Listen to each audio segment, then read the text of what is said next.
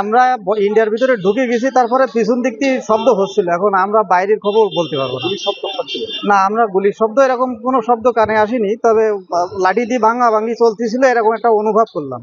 বাংলাদেশের অবস্থা খুবই খারাপ এবং এটা আমাদের আশঙ্কা যে পরিস্থিতি হয়তো খারাপ দিকে যাবে। আমরা প্রশাসন যারা আছে তাদের সঙ্গে কথা বলেছি, ওই যতটুকু পারবো সেই পরিস্থিতিতে ধীরে ধীরে চলছে। আজকে থেকেও বাংলাদেশ কাউন্টার পার্ট তাদের সঙ্গে কোনো যোগাযোগ আমরা করতে পারছি না। বিএসএফ এর তৎপরতাও চোখে পড়ছে সীমান্ত এলাকায়। সীমান্তের অনেক আগে থেকেই যাতায়াত বন্ধ করা হয়েছে সকলের জন্য। সূত্রের খবর, সীমান্ত এলাকায় চলছে কড়া নজরদারি। পাশাপাশি বাংলাদেশের এমন পরিস্থিতির কারণে ঘোজাডাঙ্গা সীমান্তে দাঁড়িয়ে পড়েছে পণ্যবাহী বহু ট্রাক। চিকিৎসা ও নানা কারণে ভারতে আসা বাংলাদেশি পর্যটকরাও দেশে ফিরতে ভয় পাচ্ছেন এমন পরিস্থিতিতে। হ্যাঁ, এখন আমরা যাওয়ার জন্য তো খুব উদ্বিগ্ন, কিভাবে কি যাব না যাব আমরা সেই চিন্তাতে আসছি। কারণ ওদিকে ছেলে মেয়ে বয়স্ক মাকে ঠিক আসছি।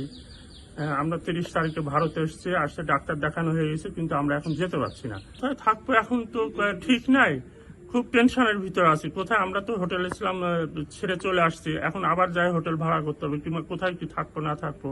টাকা পয়সারও তো একটা ব্যাপার থাকে। হ্যাঁ, টাকা পয়সা যা ছিল ডাক্তার দেখাতে আমাদের সব প্রায় শেষের দিক। সেনাবাহিনী সরকার আসছেন, উনি যাতে আমাদের যাতায়াতের ব্যবস্থা সুষ্ঠু একটা পরিবেশ করে দিতে পারে, আমরা সেই আশাতে আছি। বাংলাদেশের উত্তপ্ত পরিস্থিতির কারণেই এখন ভারত বাংলাদেশ সীমান্তবর্তী এলাকাগুলিতেও হাই অ্যালার্ট জারি করা হয়েছে। উত্তর 24 পরগনা থেকে রুদ্রনারায়ণ রায়, লোকাল 18 বাংলা।